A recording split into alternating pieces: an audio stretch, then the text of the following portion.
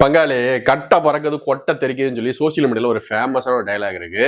அது இந்த படத்துக்கு ரொம்ப சூப்பராகவே பொருந்தும். என்னடா இந்த படத்துல கதை அப்படின்னு பார்த்தோம்னா, 2011 வேலூர் மாவட்டத்துல ஒரு சின்ன பையனோட படிப்புக்காக ஒரு கொலை நடக்குது. எதுக்குடா நடக்குதுன்னு பார்த்தா, நம்ம லோகேஷ் கனகராஜ் ஒரு கேங்ஸ்டர், அவர் சொந்த காரணங்களால கேங்ஸ்டர் ஆயிட்டாப்ல. ஒரு பையன் படிப்பு, அவனோட காசை ஒரு போலீஸ்கார ஆட்டையை போட்டதுனால அந்த போலீஸ்காரனை பொழக்க போடுறாங்க.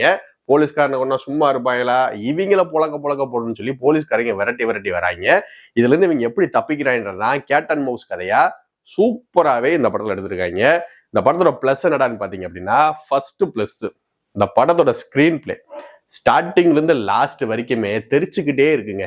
என்னடா தெரியுதுன்னு பார்த்தா ரத்தம் தான் தெரின்னு தெரிக்குது. படம் ஃபுல்லா வன்முறை தான். ஆனா அதை ரசிக்கும்படியா அனிருத்தோட மியூசிக்ல கோத்து ஒரு எடுத்திருப்பாங்க பாருங்க. உண்மையிலே சூப்பரா இருந்துச்சு. இன்டர்வல் பிளாக்லாம் வேற லெவலு. அதுக்கடுத்து இந்த படத்துல நடிச்ச குரூ, நம்ம லோக்கி இருக்காரு பாத்தீங்களா, ட்ரெய்லர்ல கூட சொல்லியிருந்தேன் எப்படி பண்ணியிருப்பாரு அப்படின்னு.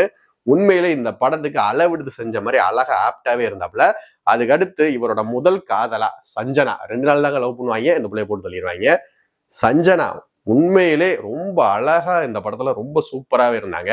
அதுக்கடுத்து வாமிகா கபி சந்திரா அப்படிங்கிற கேரக்டர்ல இந்த அம்மா கால் எடுத்து வைக்கும். இந்த அம்மா பண்ற ஸ்வாக்லாம் செகண்ட் ஹாஃப்ல வேற லெவல்ல இருக்குங்க. உண்மையிலே ஒரு பொண்ணு லவ்வுக்காக இதெல்லாம் பண்ணுமா அப்படின்னு எதிர்பார்க்காதெல்லாம் இந்த பொண்ணு பண்ணும்.